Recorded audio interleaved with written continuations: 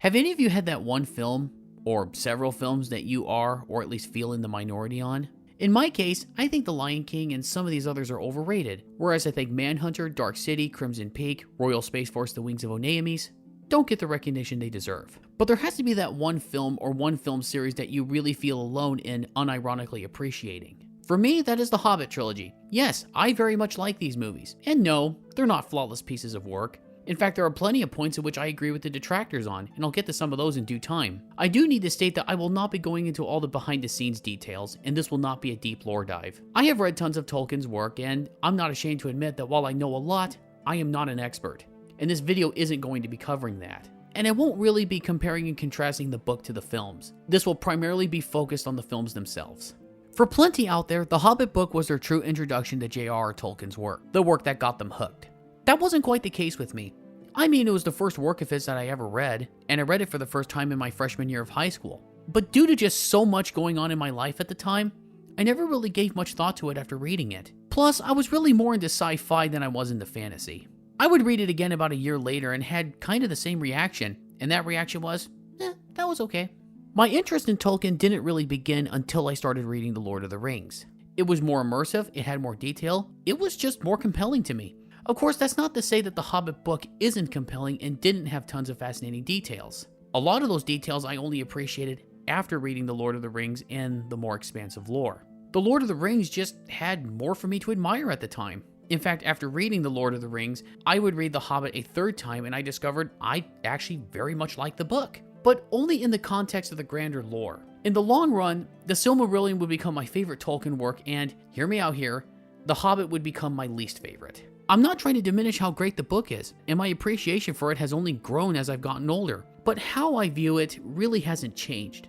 I know there are plenty out there that view The Hobbit as, in some ways, its own thing. Compared to the other works, it's more of a simple bedtime story, for lack of a better term, but I just personally can't see it that way. I would read The Hobbit and also be thinking about what's going on in the rest of the world, so I really just can't look at this story on its own. The vast scope of Tolkien's mythology was really what made me a fan in the first place.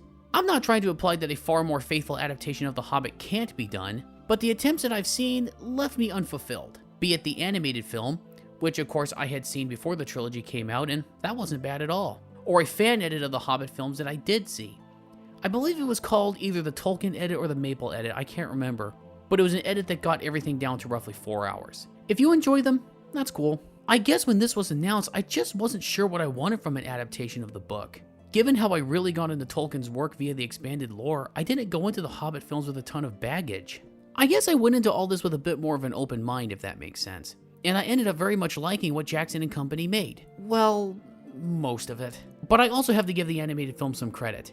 It gave us this. A great adventure is waiting for you ahead. The journey before you may be long and filled with woe, but you must escape the gay man's ass so your tale can be told.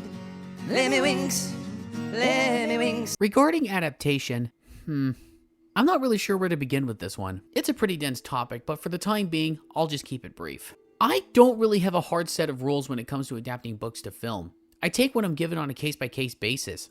I usually just go by my gut. I don't mind faithful or unfaithful adaptations if I'm given a film where the people involved do their damnedest to make the best film possible and not treat us, the audience, like we're idiots. But I do admit I would often see the film version first, love it, and then read the books only to find that they are very different in terms of how the story plays out, in terms of tone, thematic approaches, and other areas. And still love the movies anyway, and the changes, sometimes big ones that deviate from the author's intent, didn't bother me as I still got engaging films. But I would also read the books first, and yeah, you get movies that are both bad adaptations and bad movies. An adaptation that is pretty faithful to its source and still a terrible movie. Then I would get an adaptation that's pretty faithful and competently done in most respects, but still left me very disappointed, such as the most recent Dune films. On a side note, if I have a favorite adaptation of Dune, it would be the Sci-Fi Channel miniseries, for all of its faults. I would have loved to have seen Alejandro Jodorowsky's version of Dune, even if that would have been a complete betrayal to the book. It's different. It was my Dune. And when you make a picture, you must not respect the novel. I was raping Frank Heber, raping like this, but with love, with love. I even look back with some modest affection on the David Lynch version, even if I don't quite like that one either. Yeah, my reactions to various adaptations are all over the place. But in general, I think unfaithful adaptations can work best for books with only one story and no accompanying massive lore. Adapting huge stories with lots of lore, more care does have to be taken, as those are not as malleable. And I say this as someone that views adaptations as more or less alternate versions of the story playing out on film, regardless of fidelity to the source. Well, almost. There are some one-to-one or almost one-to-one adaptations that work, such as In This Corner of the World, which is an incredibly faithful adaptation of Fumio Kono's manga of the same name, especially the extended cut, which is even closer to the source but sadly has not been released in English. In This Corner of the World is a very good movie, by the way. I highly recommend it. So how do I view Peter Jackson's Middle-earth films? Well, as an adaptation, I consider it a kind of alternate history of some of the events of J.R.R. Tolkien's world, made for entertainment. It's its own thing, but done by people who have real love for the material, even if mistakes and other creative missteps were made. That makes the books the actual history.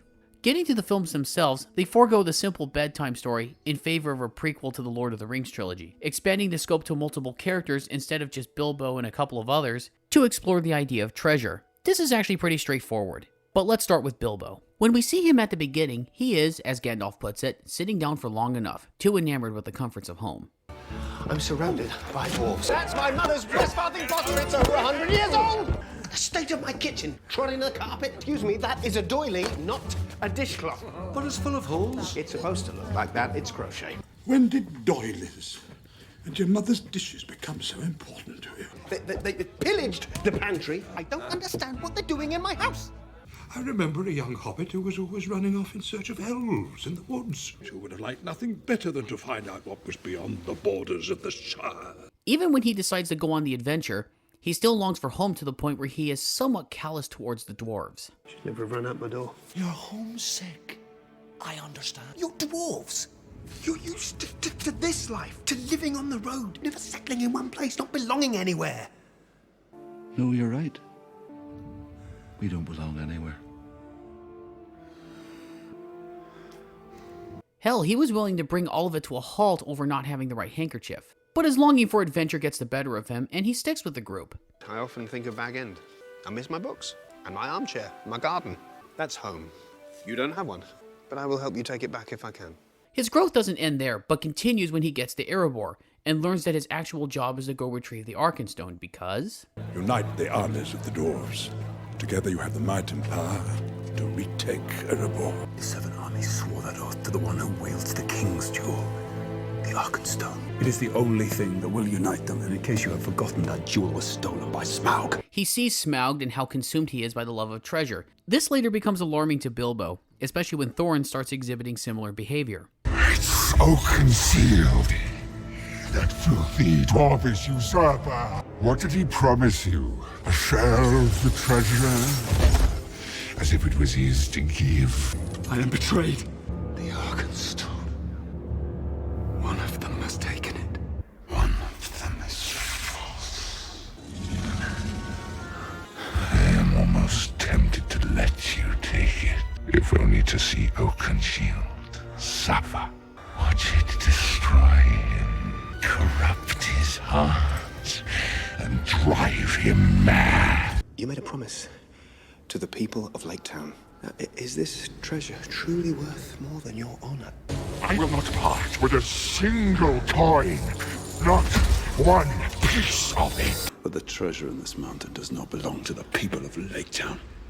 I will not part with a single coin, not one piece of it. Dragon sickness. I've seen it before. A terrible need. It is a fierce and jealous love, Bilbo. This whole journey was a way to get Bilbo out of his own benign form of, well, dragon sickness. He in his own way helps Thorin get his sanity back by surrendering his 14th share of the treasure, by giving up the Arkenstone to force Thorin to negotiate. Not that he could take all that treasure back with him realistically. Instead settling for a chest from the troll horde. But when he gets home, he's not really distraught about his stuff being auctioned off, leaving an empty house. Well, he is annoyed at first, but he doesn't seem to be in a hurry to get all his belongings back. He finds that handkerchief he was fretting about in an unexpected journey, but now looks at it like he never missed it at all. So minuscule compared to what he just experienced. If any of you are ever passing Bag End, tea is at 4. There's plenty of it. You are welcome anytime. Don't bother knocking. Next up is Thorin on his quest for Erebor, which begins as a quest to reclaim it from a dragon as Gandalf pushed him into it, fearing other purposes at work, but sadly when he gets there, he does fall prey to what others would say would happen. Can you swear Thorin Oakenshield will not also fall? The throne of Erebor is Thorin's birthright. What is it you fear? It is a dangerous move, Gandalf. A strain of madness runs deep in that family. His grandfather lost his mind. His father succumbed to the same sickness. I warned your grandfather of what his greed would summon. You are just like him. And he's not even aware it's happening to him. A sickness lies upon that treasure hoard. A sickness which drove your grandfather mad. I am not my grandfather. You're not yourself. What about Bilbo? Give him more time. Time to do what? To be killed? I will not risk this quest for the life of one burglar. His name is Bilbo. After the mountain is reclaimed, he begins to be cruel and withholding to those in need, more specifically the people of Lake Town after the dragon attack. If we succeed, all will share in the wealth of the mountain. You will have enough gold to rebuild Esgaroth 10 times over! I want this fortress made safe by sunup. I will not see it taken again. They came to us in need. They have lost everything. I know well enough their hardship. Those who have lived through Dragonfire should rejoice. They have much to be grateful for. Even after complaining about receiving similar treatment to Thranduil and Gandalf, and even complaining to Bard. The elves could help us. We could get food, rest. The dragon attacks Erebor. What help came from the elves? Orcs plunder Moria. The elves looked on and did nothing. We came to you once, starving, homeless, seeking your help. You turned away from the suffering of my people and the inferno that destroyed us. My people offered you help. A bargain was struck. What choice do we have but to barter our birthright for blankets and food? To ransom our future in exchange for our freedom? You call that a fair trade? He begins to love the treasure to the exclusion of all else, even his friends. We all would see the stone return. It is still not Found! Gold beyond measure, beyond sorrow, grief. The Arkenstone is the birthright of our people. It is the king's jewel. Am I not the king?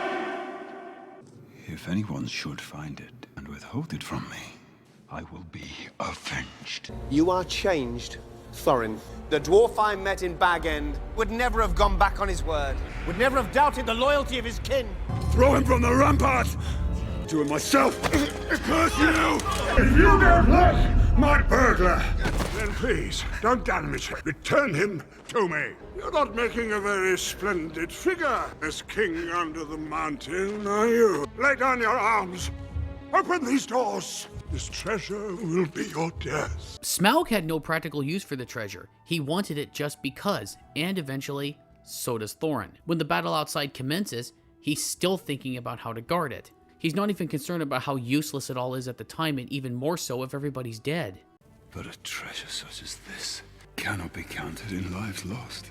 It is worth all the blood we can spend. He snaps out of it in the gold floor area, which that came about after trying to drown Smaug in gold. A little bit of poetic justice, which was of course doomed to fail because Smaug is massive. But that plan was an attempt to try something, anything, rather than just sit back and die.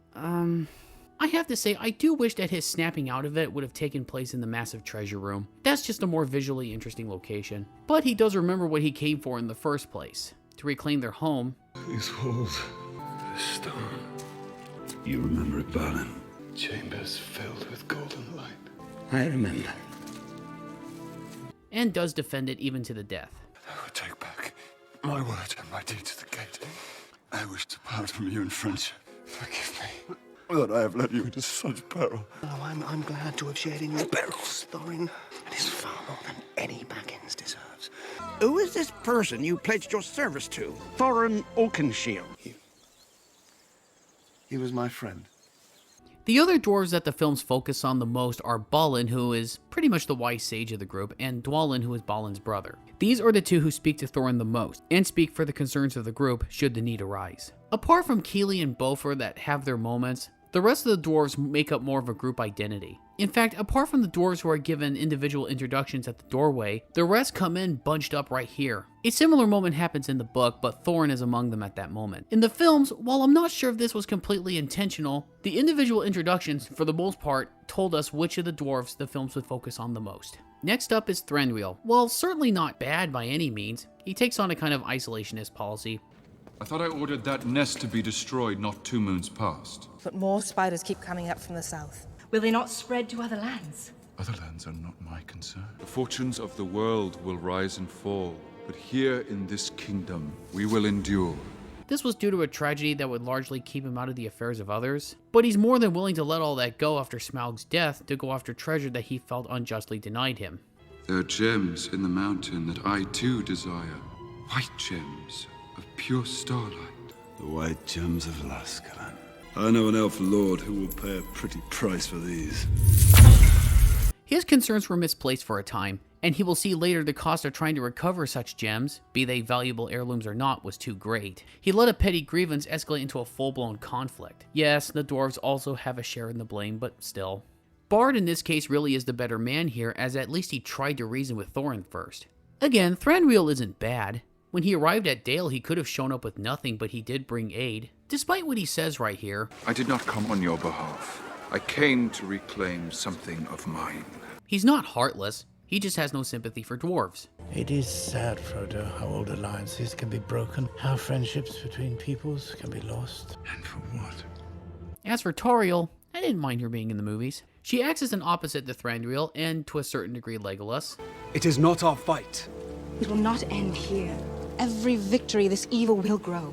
King has never let Orcfield roam our lands. Yet he would let this orc pack cross our borders and kill our prisoners. You will not turn away. Not this time. The dwarves will be slaughtered. They will die. Today, tomorrow, 1 year hence, 100 years from now. What does it matter? If your father has his way, we will do nothing. We will hide within our walls, live our lives away from the light, and let darkness descend. Her desire for the light of the outside and listening to Keely's stories. I have walked there sometimes, beyond the forest and up into the night. I have seen the world fall away, and the white light forever fill the air. I saw a fire moon once. It rose over the pass near Dunland. Huge. Red and gold it was. It filled the sky. Leads her to go out and find out what's happening in the outside world, and to be of help to others. But yes, her interactions with Keely should never have been romantic in nature. That doesn't work. It's contrived, silly, and just plain unnecessary. It should have just remained a growing friendship that gets tragically cut short. In fact, I feel they could have removed all the romantic talk, and then at the shoreline at the beginning of Battle of the Five Armies, just as Keely is about to leave, he just hands her the token that he showed her earlier, simply as a thank you for saving his life, and leave it at that. Platonic friendship is a form of treasure after all. She was already intrigued by his stories and his promise to return to his mother. There was already a good connection there. All light is sacred to the Eldar, but wood elves love best the light of the stars. I always thought it is a cold light, remote and far away. It is memory, precious and pure, like your promise. It would still make his death hit her very hard, as that would likely be the first of that kind she would see. Then we have Bard, who is constantly at odds with the Master of the Town, and, okay, I understand that the Master of the Town is supposed to play off Bard and to build Bard up through dealing with the Master and other troubles to eventually become the good leader of the people. The Master and even Alfred worked fine in Desolation of Smaug, being greedy dickheads in a town that has seen much better days. But Alfred really should have died at the beginning of Battle of the Five Armies. He's just unwelcome and annoying in that movie. We get that he's a greedy son of a bitch and don't need him around to make Bard more noble than he already is. Well, at least he dies in the extended cut.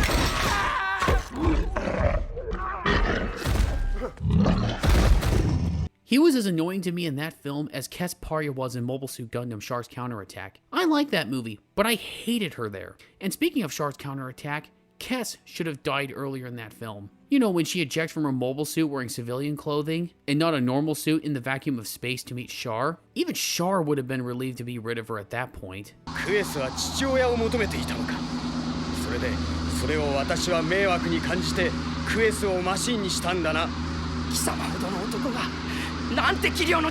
Also, Stephen Fry could have cut down on the hammy acting. In the Master and Alfred scenes, the dialogue could have been a lot better too. It just feels too on the nose. Being stereotypical portraits of terrible politicians and their lackeys wasn't really a problem for me, as they sadly exist in real life. but the hammy acting and the on-the-nose dialogue was. Anyway, back to Bard. He's just a guy with his head on his shoulders, and while at first he's ignored about how risking awakening a dragon just to have a share of the treasure is a terrible idea, he's not one to hold a grudge, successfully kills the dragon, and agrees to help and lead. He could have said, "I told you so," after the town is destroyed, leaving the townsfolk in a far worse situation than they were before.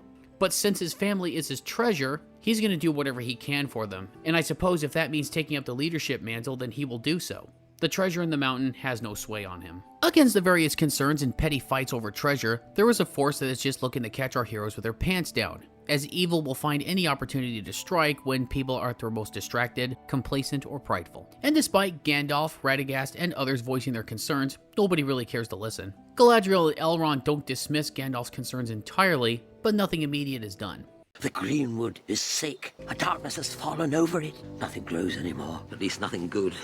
Are we at peace? Trolls have come down from the mountains. They are raiding villages, destroying farms. A farmer and his family used to live here. I don't like horse. I never have. Well, it's better than every old farmer. All skin and bone it was. Since when do mountain trolls venture this far south? Not since a darker power ruled these lands. Orcs have attacked us on the road. Hardly a prelude to war. Spiders, Gandalf. Some kind of spawn of Ungoliant. They came from Dol Guldur. You must set aside your petty grievances with the dwarves. You're all in mortal danger.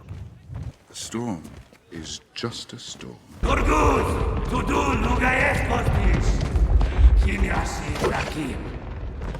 Since when has my counsel counted for so little?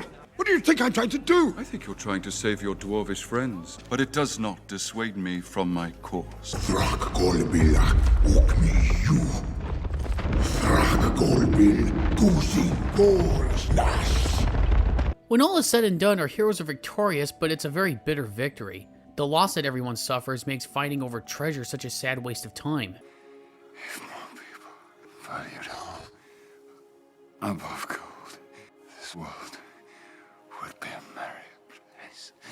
I do like how Battle of the Five Armies ends on such a bitter note. Our heroes are victorious, but weakened, only to find themselves in an even worse position later on down the road. Yes, events, timetables, circumstances, etc. were changed from the lore to make these movies, to have them function more as a prequel to the Lord of the Rings film trilogy. But again, given that I got into Tolkien's work via the expansive detailed lore, I liked most of what was done here. I like seeing the White Council, driving the Necromancer from Dol Guldur, Gandalf meeting Thorin and Bree, among others. The acting is quite good for the most part, the music as always is amazing and sticks in your head, and the way this all plays out, it never really felt bloated to me, except in some of the battle scenes and a few other times. I mean, I was never bored watching these movies. Well, okay, I didn't really care for that dinner scene in Rivendell, in the extended cut of Unexpected Journey. I mean, there's some interesting details in it. This is Okrist, a famous blade, forged by the High Elves of the West.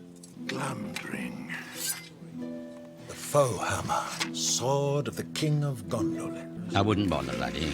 Swords are named for the great deeds they do in war. What are you saying? My sword hasn't seen battle? Not actually sure it is a sword. More of a letter opener, really. But overall, I just didn't think it was needed. Seeing all 6 movies in order engrossed me in a way that few live-action film series do. It feels like I'm on one long adventure that I revisit quite frequently. But yeah, I do have some other issues with the Hobbit films. Here's a few more. For starters, I didn't mind Ozog being the villain, but the film states he wants to wipe out the light of Durin. Why? The films don't really give a clear answer to that.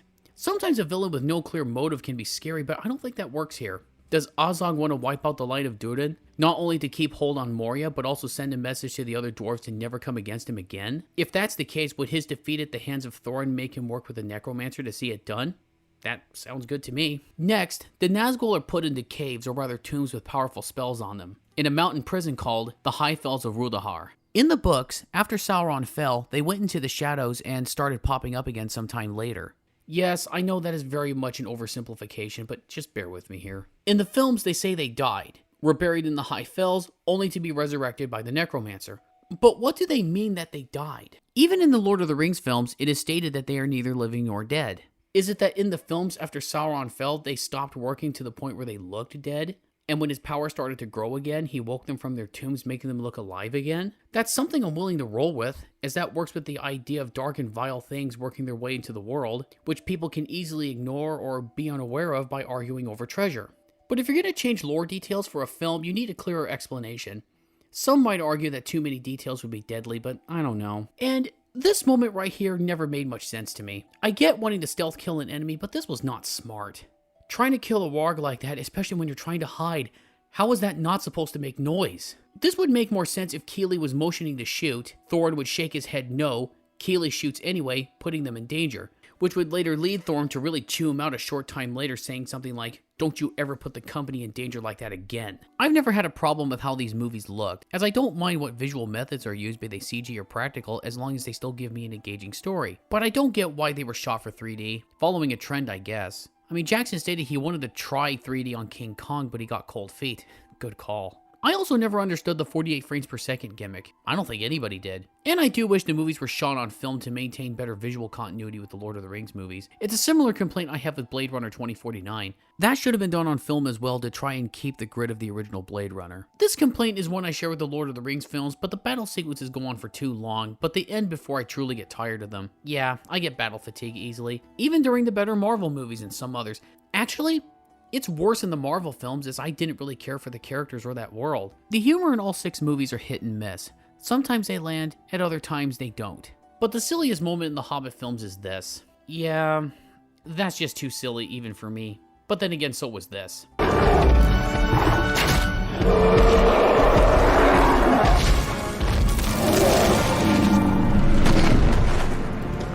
When I stated earlier that the movies are entertainment versions of Tolkien's work, I mean that. It's understandable that turning the lore into film versions for entertainment would rub some scholars the wrong way, and even harden fans, putting forth damning criticisms. The most damning came from Christopher Tolkien when he stated, "Tolkien has become a monster, devoured by his own popularity and absorbed into the absurdity of our time. The chasm between the beauty and seriousness of the work and what it has become has overwhelmed me. The commercialization has reduced the aesthetic and philosophical impact of the creation to nothing. There is only one solution for me: to turn my head away." They eviscerated the book by making it an action movie for young people aged 15 to 25, and it seems that The Hobbit will be the same kind of film. While his view doesn't alter my appreciation of the movies, he kind of has a point. Tolkien's work, like many other works of classic literature, are meant to be taken in at a leisurely pace to allow you to absorb it all naturally. The Middle-earth films are nice and all, but even when they do an admirable job, mostly, of including interesting history and other such things, you still lose a lot when the lore is rephrased primarily as an adventure story for mass audiences. I'm not trying to put them down, I'm just being honest about what they are. And I don't think Tolkien himself would have cared for the movies in any way. But I did think to myself what he thought of cinema as a whole. So to answer that, I shot a question to Joseph Pearce, author of these great books.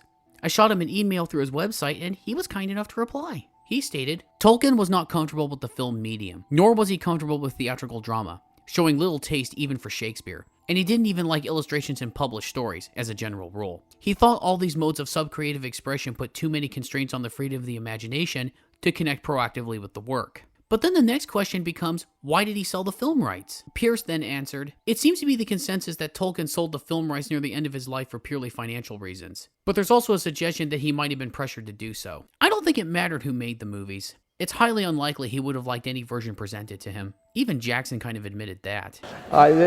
People ask me that question a lot. What do you think Tolkien would have thought of your movies? Look, I mean, to answer it honestly, I would love to show him our films. I would be terrified.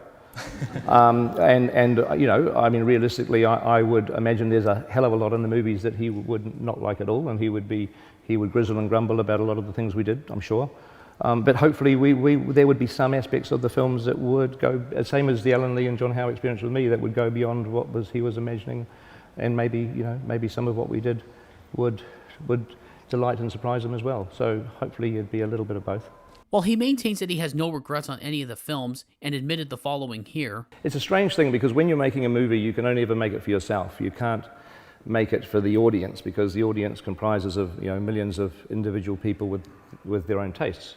And you can't possibly second guess what people want. So it's a very selfish, personal thing that Fran and I work on the scripts and direct the movie cast. You're making a film that you want to see, and yet when it's finished, you don't want to see it.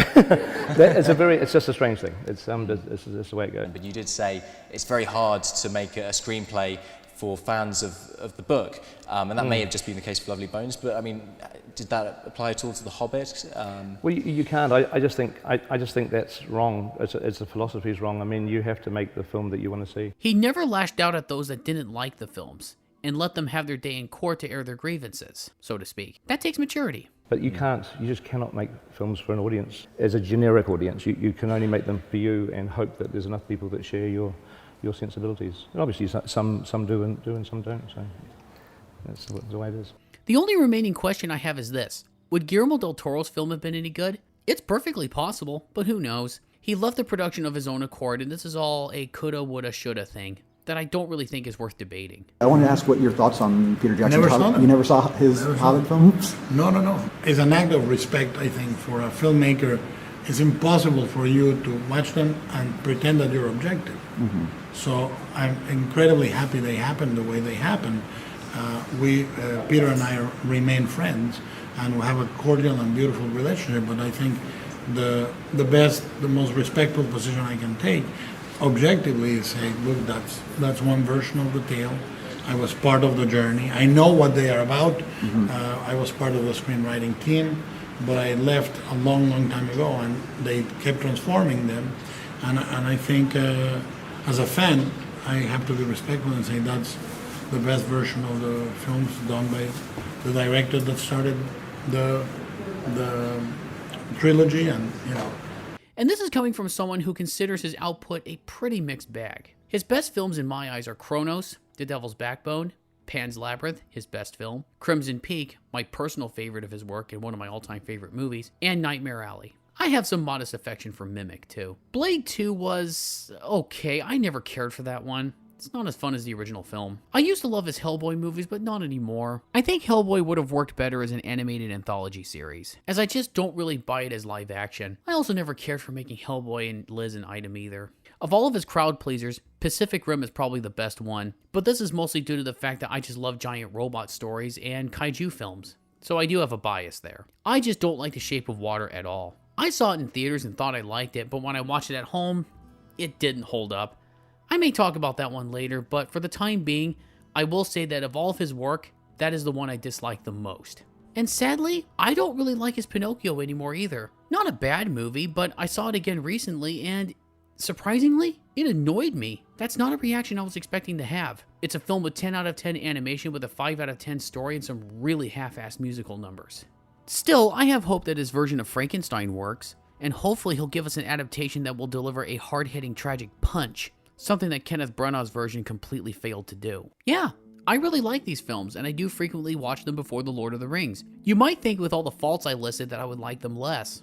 Well, no, not true. I, for one, love Neon Genesis Evangelion. That is my favorite anime series ever, but I admit there are tons of issues with that series that I didn't notice when I was younger. Hell, there's plenty of things that Yoshiyuki Sadamoto's manga adaptation did better than the anime. That all doesn't damage my appreciation for the series, but it makes me aware that even beloved works can be very flawed. Yes, the Hobbit trilogy is not as accomplished as The Lord of the Rings, and it's not as beloved. That's just reality. But I personally get a lot from them. Some of my fondest memories were watching them with my dad over one Christmas week about 10 years ago. We certainly didn't see eye to eye on everything in the movies, but that's part of the fun. I would rather watch a flawed series of movies that I enjoy and get a lot from, rather than movies that are labeled perfect or the overused masterpiece that leave me completely apathetic. I will say, though, that after these movies, I never wanted another Tolkien adaptation. I thought that we had enough. I never bothered to really watch Rings of Power, and in all candor, that's probably for the best. And I certainly didn't care to see War of the Rohirrim. That one came and went.